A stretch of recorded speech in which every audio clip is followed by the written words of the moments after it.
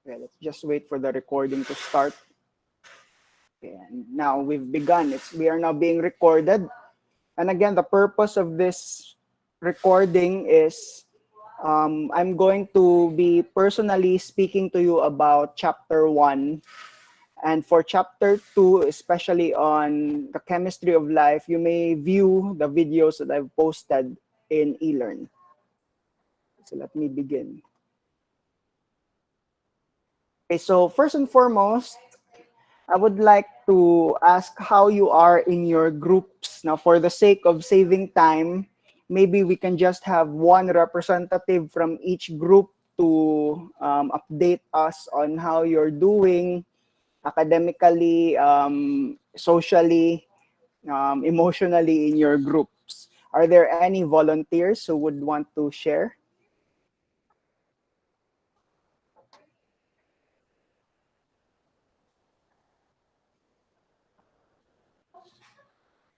Start with volunteers. There are 7 groups. Okay, or maybe I'll call people. Okay, Gab Acero, how are you in your group? Yes, sir. Good morning, sir. For our group, sir, sa Group F, sir, kay kanang we are doing good kay ga collab man pud me, sir, for example, sa group discussion kay kanang I'm the one who ano man yun, sir, kana assign that task, like for example kani nga part mo ni ikaw ang mag-explain din ikaw kanang para murag dili bitaw murag hassle ra sa mo, sir, nga dili pod bigubot nga murag bisang kinsa na lang ang murag ma-explain para pod nga ma-synchronize me each other. And yes, sir, kanang we are kuano pod, sir, united, sir, and ga-communicate man pod ni, sir, each other sa akong mga ka-group mates. Yes, that's very good to know. So as a reminder, what I've taken up from that is there should be collaboration, and not only collaboration, but as you mentioned, Gab, someone, no, we are not pointing leaders here, we are not assigning leaders, but someone has to initiate or maybe initiate assignment of particular tasks like what you said, so that you won't be repetitively doing your tasks and in result you're wasting your energy because you're doing the same task again and again. So don't be afraid. Anyone from the group members may actually initiate, sort of lead the group as to what the task should be done. Okay, I'm not pointing any leaders, I'm not assigning any leaders. You can just step up, and you may change from time to time because we have many group collaboration discussions. And for example, in this first discussion, one group member will initiate.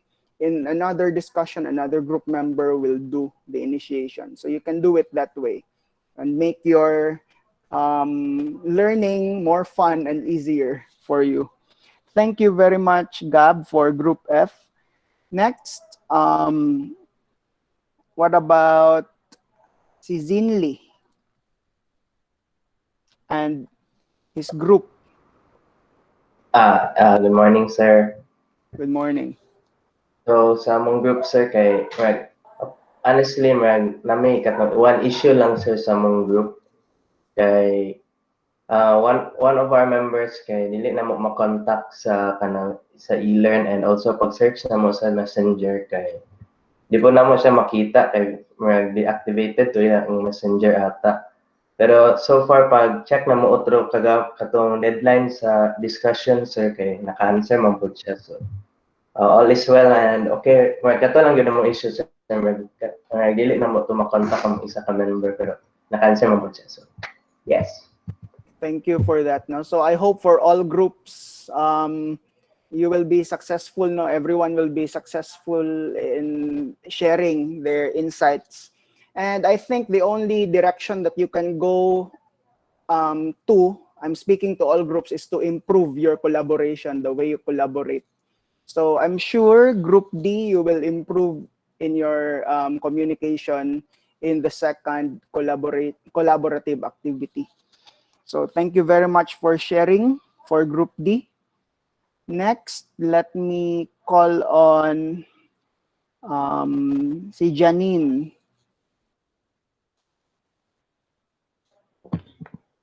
Good morning, sir. Good For morning. our group, sir, Group E, I'm really comfortable with my group and dali ra sila makontak, sir, for the group discussion kay early pod mag-submit.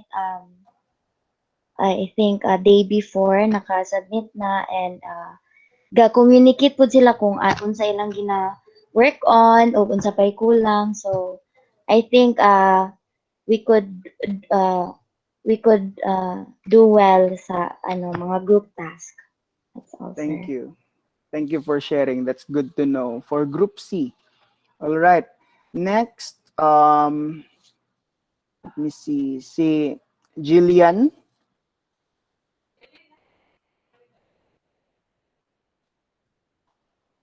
Jillian is for Group F, no? Okay, naka-share naman. Sige, I will move on to si Ralph. Sir, good morning, sir. Good morning. Sa among group, sir, kay so far okay raman siya, sir, kay una nag-initiate jud ko siya, nag-initiate jud ko og make og GC, sir. Tapos nag-disseminate din ko sa ilang ipangbuhat. Like for example, ako ang magbuhat sa A, siya magbuhat sa B, siya magbuhat sa C. Then after nakabuhat namin sa amuhang gipangbuhat, sir, kaya amo din nag-post din ko initiate sa forum. Then gingnan din ako silang mag-reply ra mo sa katong inyong gipang buhat. Then maora din to, sir, ni naka-answer na pud sila tanan, sir. So far Alright. okay. Thank you. So, that's good to know. Just a reminder though, when you post your answers, right, you're collaborating and one group member might post his or her answers right away.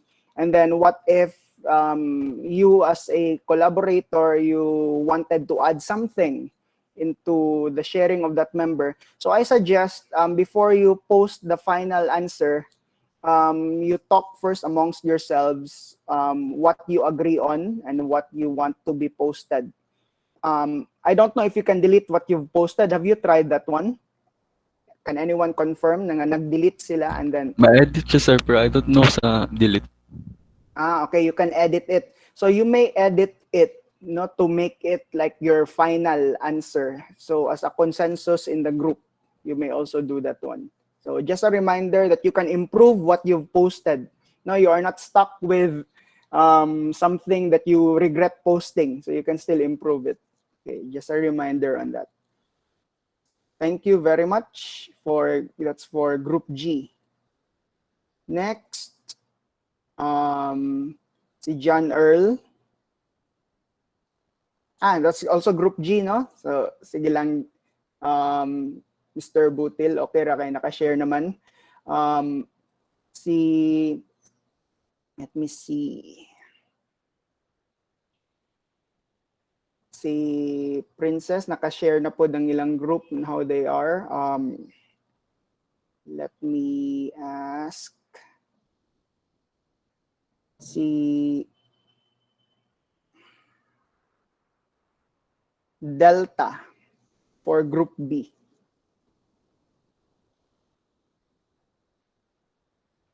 Good morning, sir. Okay Good naman, morning. Mr. Kay after pag-post sa task, sir, kay dito man nag-make og GC ang isa ka uban and then nag-initiate lang sad, Mr. na kani among buhaton. And so far, sir, okay naman, Mr. kay nakapass man, sir. All right. Okay, that's good to know. Thank you for informing us, for updating us. Okay, next. Let me see.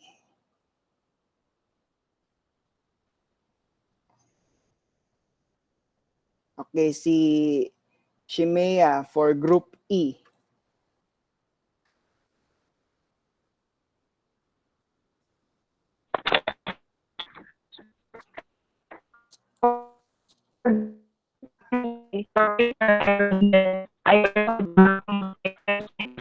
Wait lang, Chimea, wait lang. Sorry.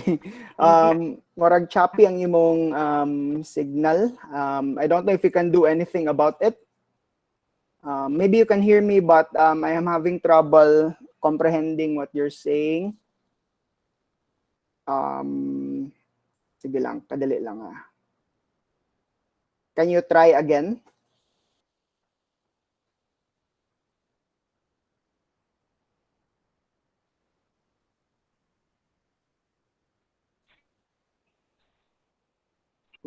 Please try again, Shimea.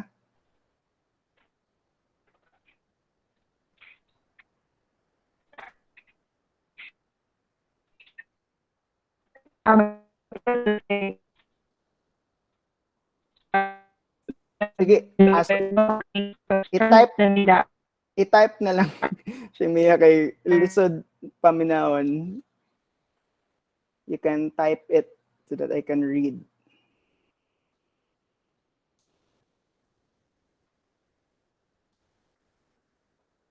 Marag kuan, there's really a difficulty in the signal, no?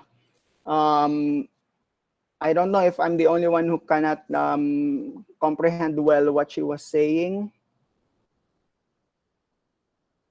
And nibalik na ba si okay, just type it and we can read.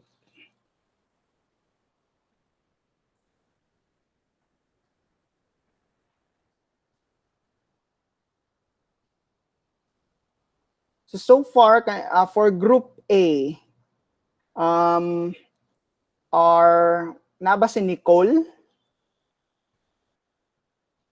si Dominic, si Ellison, or si Shaira.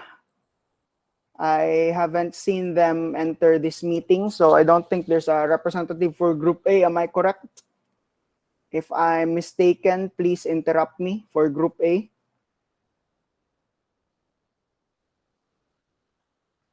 For group E, I don't know, Shaira, if you can type your updates.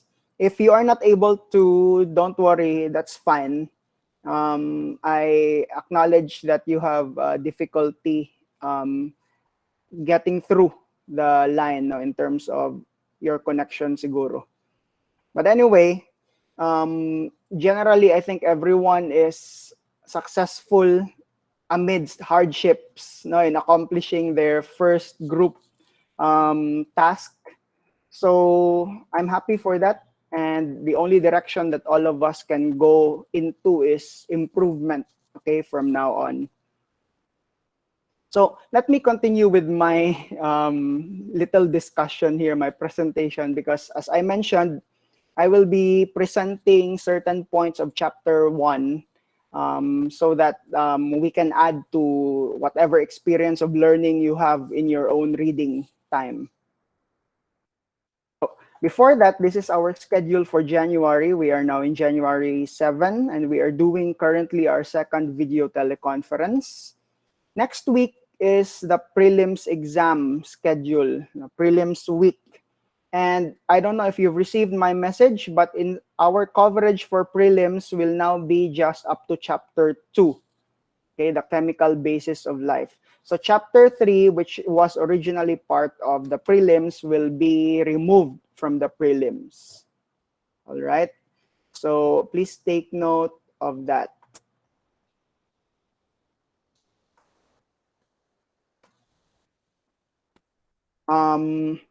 Instead, we will be moving chapter 3 to the week of January 18 to 22. If you can see this light blue color, synthesis and discussion, we can move chapter 3 there, okay, so that we will still have enough time for the other chapters.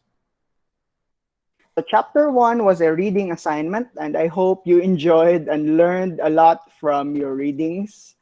I'm here to talk more about certain points from chapter 1.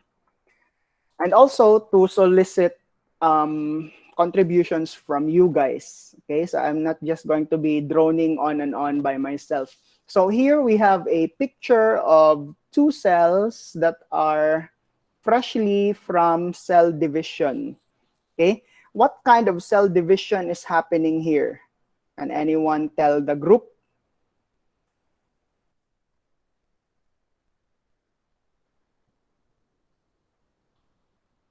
Don't be shy. You can just interrupt right away if you want to say something. By the way, we are updated by Shimea sa group E. Okay daw sila. Okay, thank you for your update. So again, back to this picture. Okay. What type of cell division is happening here? Or can anyone tell us what's happening in this illustration? Let me call on si Princess. Yes, good morning, sir. Mitosis, sir. Okay, it looks like mitosis, no? But if you observe the cell, is this a cell that would undergo mitosis? Okay, I'm asking the group. And also Princess. Look at the structure inside the cell. Can you see organelles? Distinct organelles. Well, we see a blob of orange, but I'm talking organelles, plural. Okay? So this is most likely not the cell with the organelles, what we call as eukaryotic cell. No? These blobs could be the nucleoid region, and even the shape itself of the cell is really reminding us of the rod-shaped bacteria. This is a prokaryote. So this type of cell division is actually different from mitosis. This is binary fission. Okay, so I flashed this picture here because I want us all to be reminded that cells come from cells. Okay, then that's stated from the modern cell theory. So I have a question for everyone, and anyone can answer. If you may add another statement in the modern cell theory, what would that statement be? Sige, so parang no wrong answer here. Anyone can just add a statement. But before that, let me see, can Xin Li remind us of the 3 statements of the modern cell theory?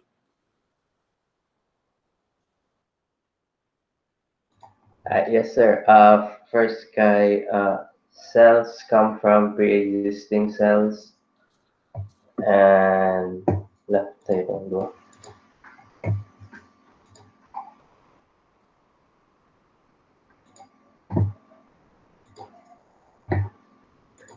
And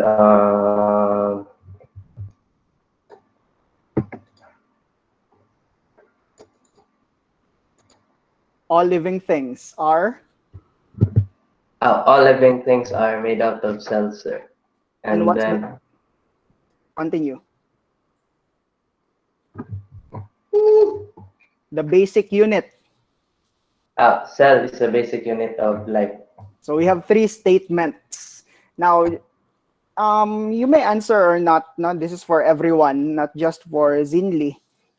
If you may add another statement to those 3 statements for the modern cell theory, what would it say? So challenge, no? What else can we say about the cell?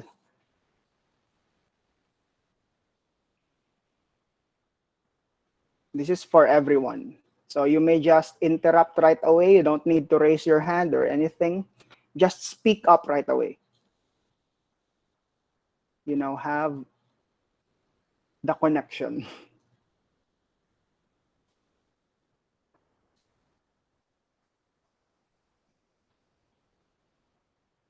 Does this mean that you are already satisfied with the 3 statements of the modern cell theory? Can anyone just confirm that with a yes? Anyone? You're already satisfied with the 3 statements of the modern cell theory. Nothing more can be added to make it even more perfect or better? Yes or no?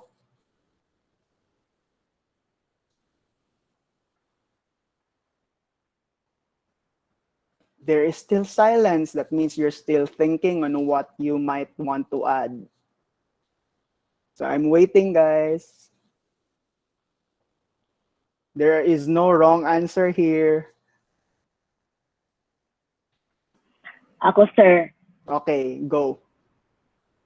cells die. Yes, exactly, right? Because cells are all living and they will die.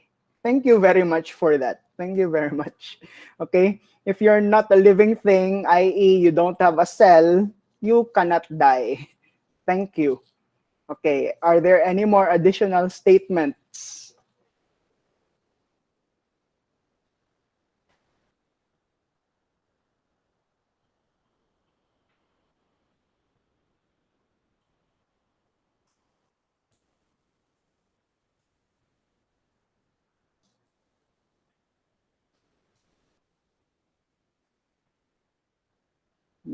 No more statements, additional statements? Would you agree with that fourth statement that all cells at some point will die? I agree.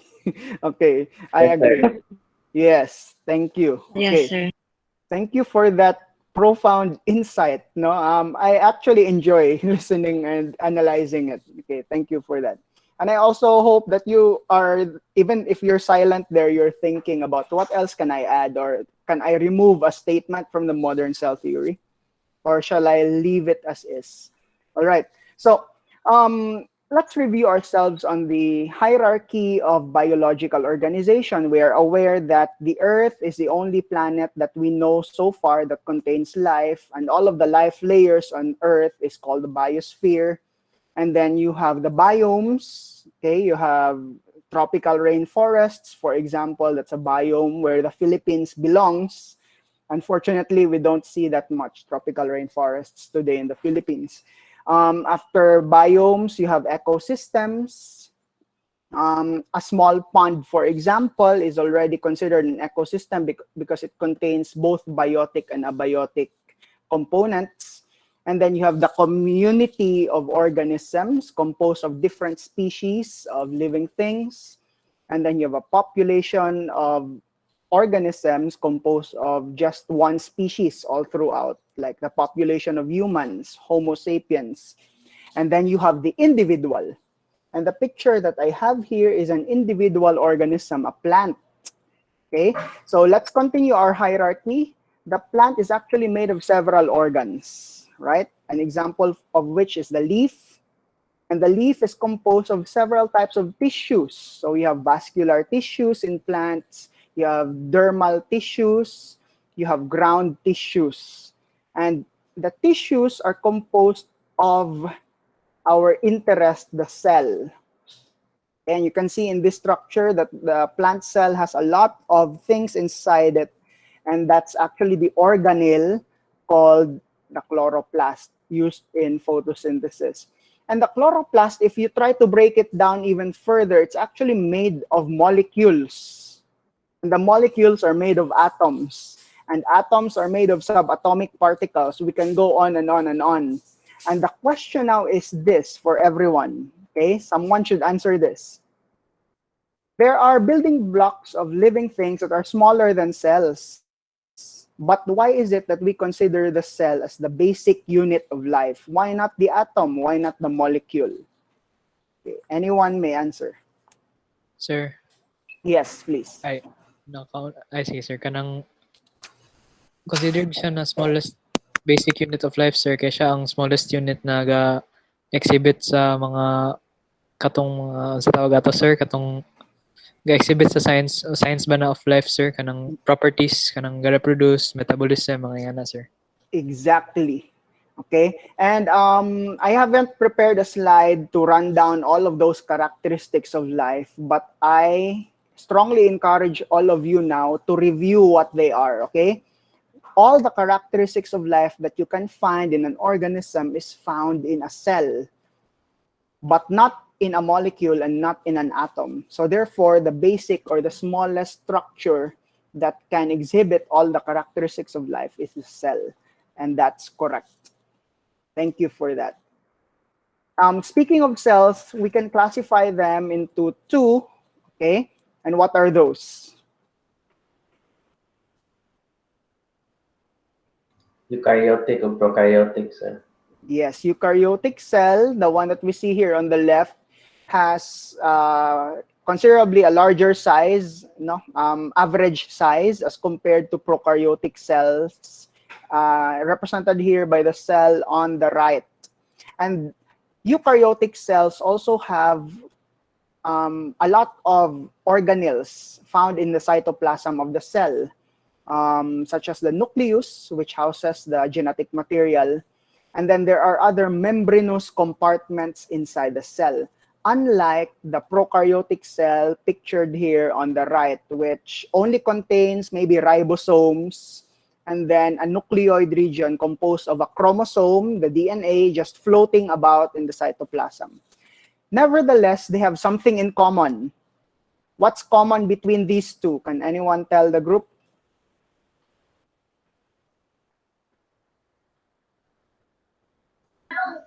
Genetic material, sir. That's number one, correct. Okay, DNA is the genetic material. Another one. Cell membrane. Ay, The cell membrane, yes. You are correct. The cell membrane is common to both. What else? cytoplasm. Ay, Cytoplasm, yes. Okay, also known as the protoplasm, the gel of life. Okay, that's true. And maybe the last one. Ribosomes.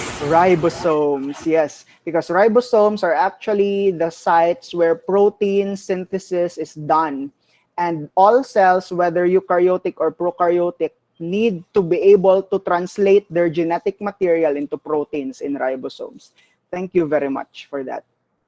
Okay, so speaking of eukaryotic and prokaryotic cells, we sort of have a timeline or a clock telling us which came first.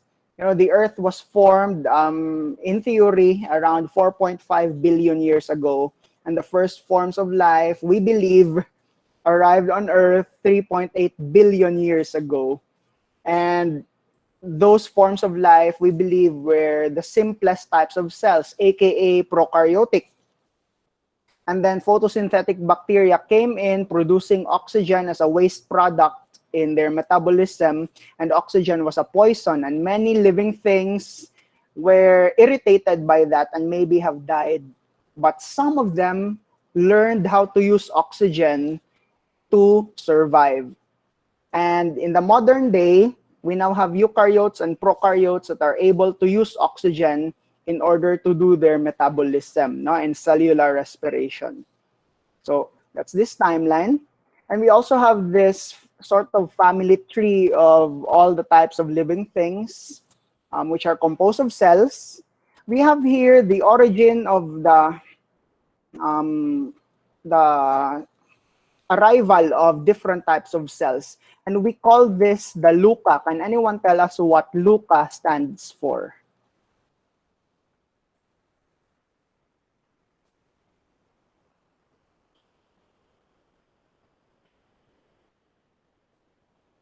Last what? Last universal common ancestor, sir. Yes. So the LUCA might be neither prokaryotic or eukaryotic. No, we do not know, but most likely it doesn't have the eukaryotic structure, but maybe it's also not prokaryotic. But we know it's the last universal, meaning to say it's our common ancestor, a single cell. That's a theory, of course.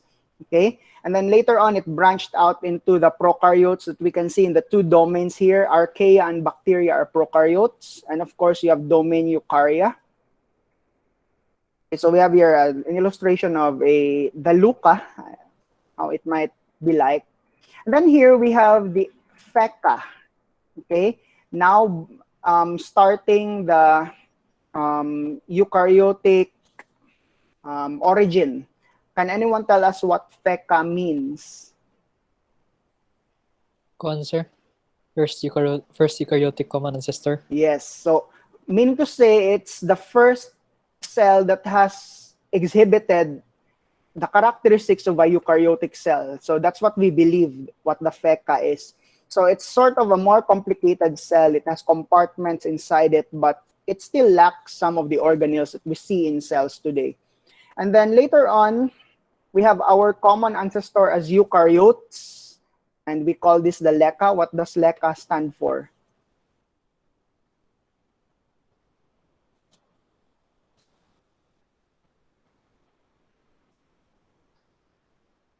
If we have the first, we have the Kuan, sir, last eukaryotic common ancestor. yes. Okay, this is the last eukaryotic common ancestor, and this is the ancestor that we believe that's closest in terms of semblance to the modern eukaryotic cell. Okay, so these are all theories, guys, on how cells have evolved as they are today. Let's go back to the prokaryotic cells, or aside from prokaryotic and eukaryotic cells, we may actually classify life as well as unicellular or multicellular. Okay, so here, if you haven't done microbiology yet, we have here several colonies of bacteria growing in an agar medium, in a Petri plate. So if we take a closer look at one of them, because a different color and a different shape is a different type of bacterium. Okay, let's say we take a peek at one of them, maybe the red one, the ones that are colored orange red. You would see under the microscope, under OIO, that they are actually composed of cells, a lot of bacterial cells, bacilli in this case. Okay, and these bacilli are sort of, each one of them, each of the bacillus is actually sort of independent. It doesn't need to be in the group, but it's better for it in the group, sort of like us humans, diba? I'm sure some of you here would prefer to be alone, but it will be, you also prefer at some points in time to be with a group, just like with this bacteria here. Okay, it can live solitarily as a unicellular organism, or it is in a colony of unicellular organisms. Okay, that's one stage of unicellularity. Then here we have another type of prokaryotic cell. These are cyanobacteria. I think this is Anabaina. And you can see here the cells. Where are the cells? Can anyone tell us where the cells are? Just describe them.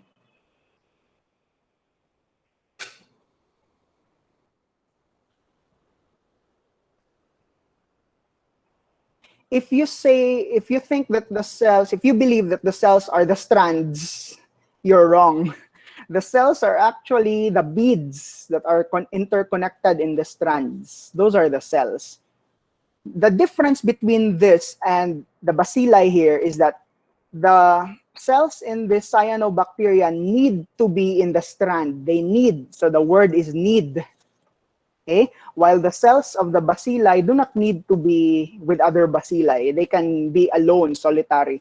So here, there's sort of a colony that's needed to be formed.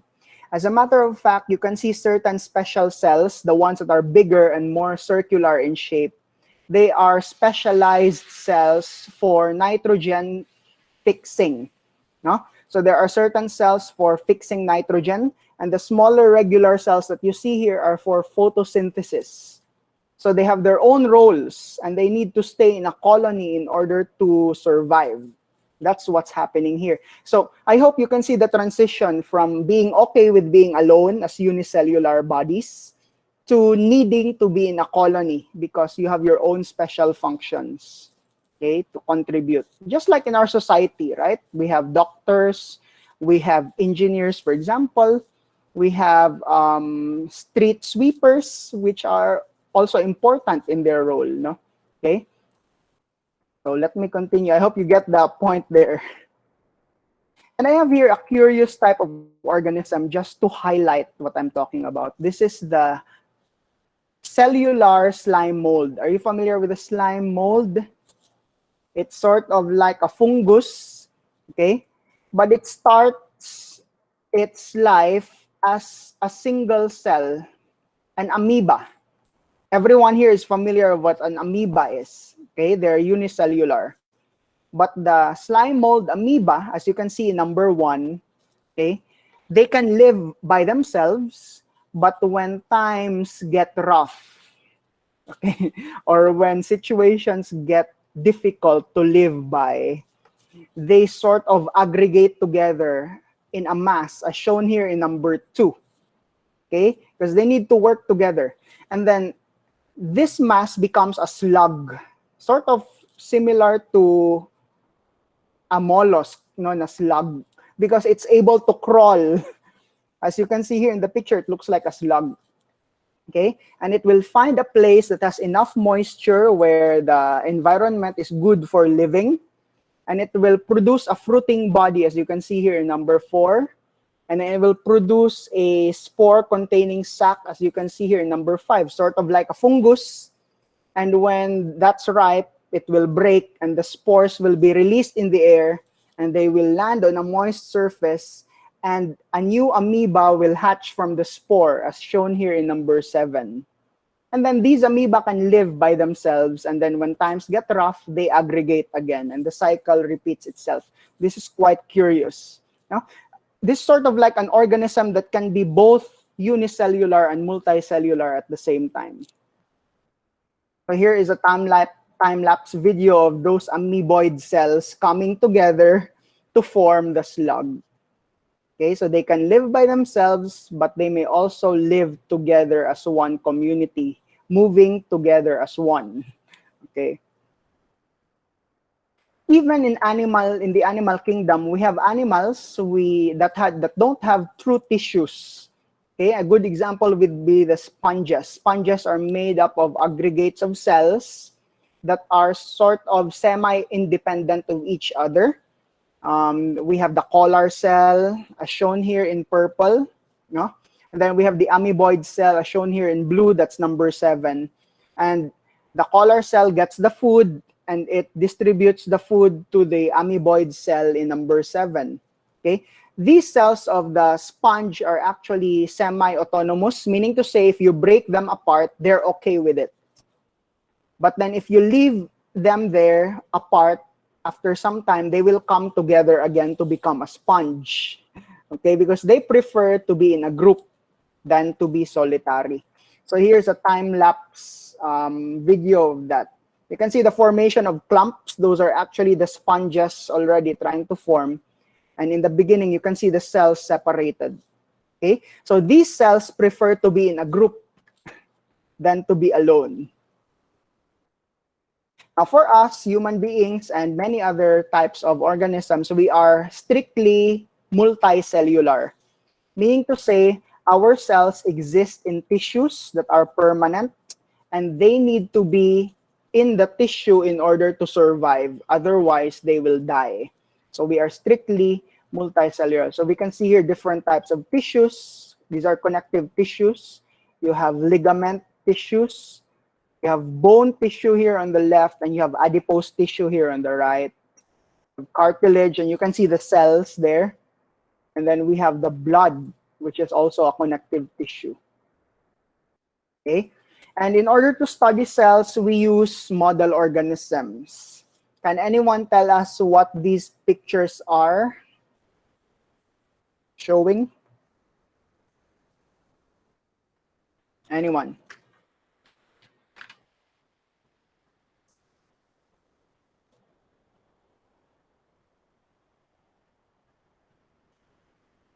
What's here on the upper left? These are model organisms in cell, mol, and genetics.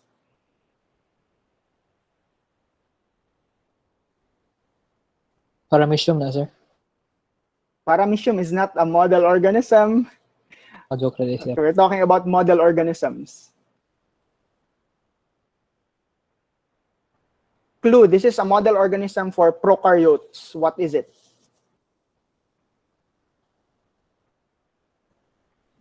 Ano sir, ano ni pagbasa sir?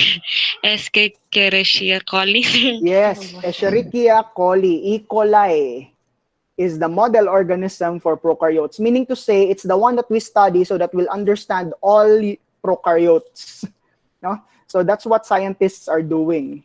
Okay, so we study its genes, its cellular metabolism, so that we can understand how bacteria and prokaryotes work. What about the picture here, upper center? This is the model organism for unicellular eukaryotes. What is this? Kuan, sir, yeast. Yeast, yes. Specifically, this is the Saccharomyces cerevisiae species of yeast. And this is where we learned about mitosis, no? Because bacteria don't do mitosis. So we study the yeast cells to know the genes, the metabolism that's happening all throughout during the cell cycle, for example. And here we have a model organism, a representative of the plants. What is this organism? Arabidopsis thaliana, sir, a weed. Yes, so Arabidopsis thaliana is a model organism for plants. So just a side note, model organisms are chosen because they're easy to work on, they're easy to grow in the lab, and their genes are quite short or small, so it's easy to track down which one is being translated or not. So they also are hardy. So as you mentioned, this is a weed, but it's a model organism because it's easy to cultivate in the laboratory. What about lower left? What model organism is this? Nematode, sir.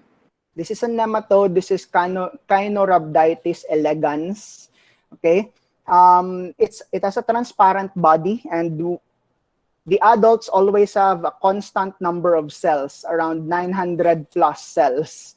And we use this organism to study how one cell, the egg cell, can become 2, can become 3, can become 4, until, in this case, 900 plus cells. So we can track the genealogy of cells using the Caenorhabditis elegans.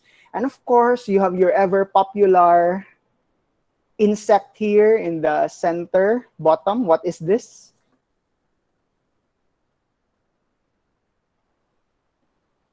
Drosophila, sir.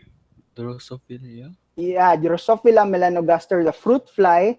And I think you will be using this in one of your exercises later on in your laboratory. I think in genetics, because it's a model organism. And of course, we have a model organism for vertebrates and specifically mammals. What is this? Rabbit, sir. Is that a rabbit? Mouse. Okay, that's A a rat, sir. mouse. That's a mouse. Mouse, no? Okay, it's a mouse. If you notice, it's actually the white mouse, no? But you notice it looks like it's lacking something, no hair, it's hairless.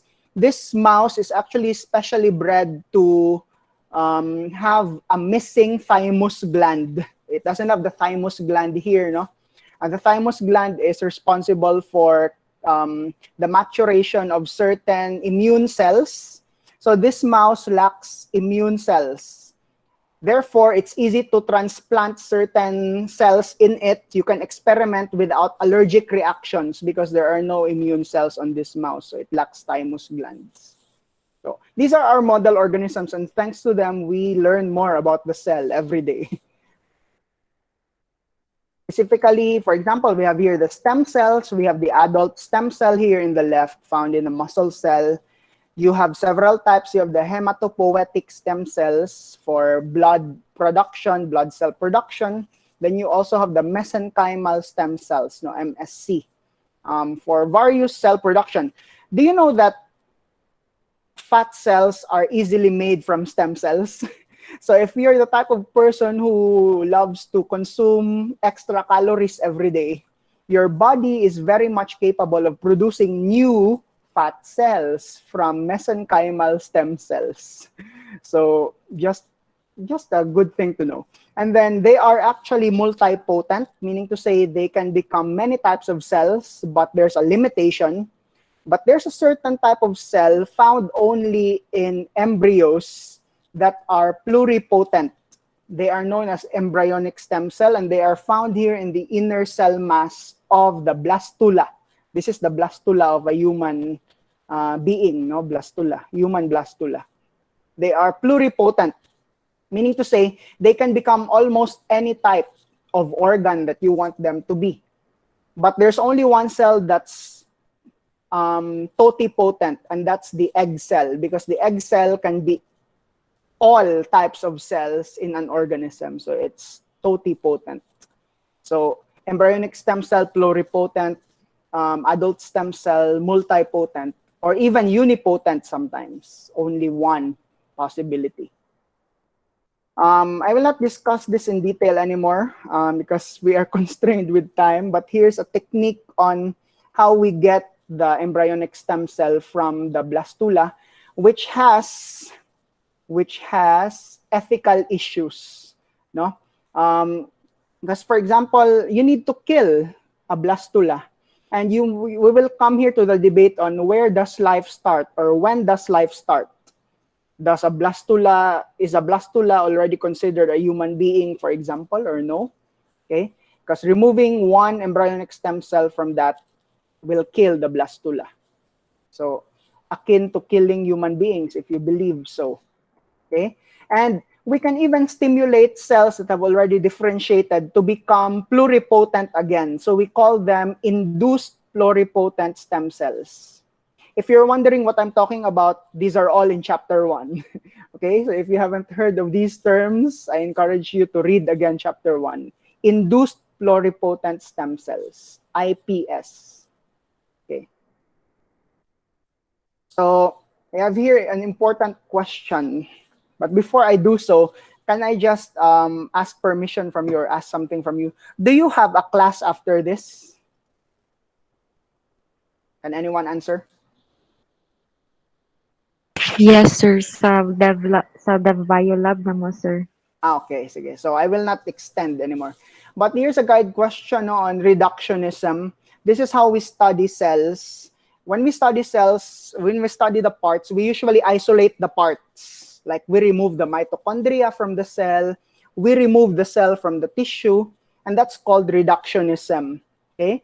And the disadvantage of that is we don't really see the cell work in its native environment. Meaning to say, we don't see its full potential in the laboratory under the glass. That's what we call in vitro. Now, that's reductionism. Okay? An alternative to this might be what we call as in vivo. Meaning to say, we study the cell as it is in the tissue itself, so that we really see the full extent of how the cell works. That's in vivo. So hopefully you are now finishing or reviewing chapter 2, no, for our quiz and exams later on. Okay. Here are the guide questions, and I would like to be truthful. I haven't read all of your answers yet on this. Okay, but I will be reading them soon, and we will have a video teleconference to discuss also some of the answers on this. Okay. Just a reminder, group discussions should be discussions, because I checked your answers. There were some groups who presented tables or pictures that are grabbed from the internet, etc. Although that's fine because you had your sources placed, I would like your discussion to be your own words, such as a discussion talaga, parang nasa class tayo. Okay? Assume you don't have time to research from the internet and post those researches. Now, I'm not interested in what the internet says on the answer to the questions. I want to know what your answers are. So they should be in a form of your own words, no, paragraphs, typewritten.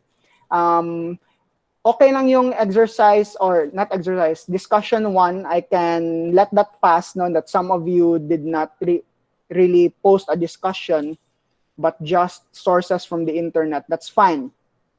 This one should apply in your second discussion, no? It should be from you. Okay, so that's the essence of the discussion. We will have a short quiz, maximum 10 items on chapters 1 and 2 on January 9. So I will just open the quiz there, and you may take it at your own time. Okay. Our prelim exam will be chapters 1 and 2. That will be on January 14. It will be a mix of maybe multiple choice and objective type. There might be some essay questions. Okay. Maximum 50 items for this one. Okay. So those are my reminders, because we are pressed for time here.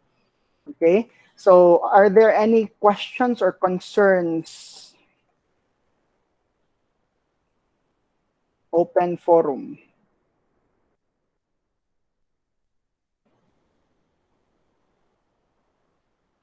Sir, Yes.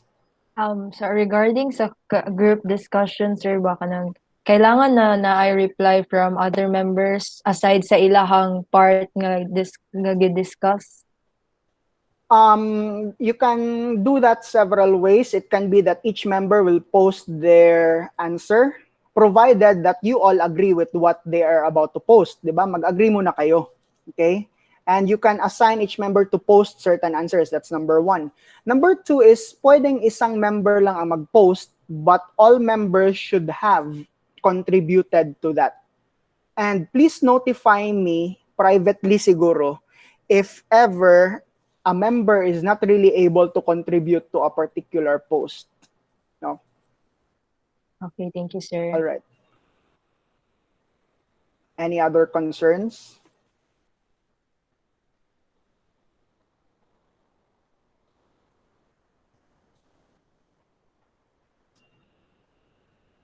We are over time by 1 minute already. I would just like to remind you that later, a majority of you are part of BIOL 105L. So we will have a video teleconference separate for that. Okay. Any other concerns, guys? Questions?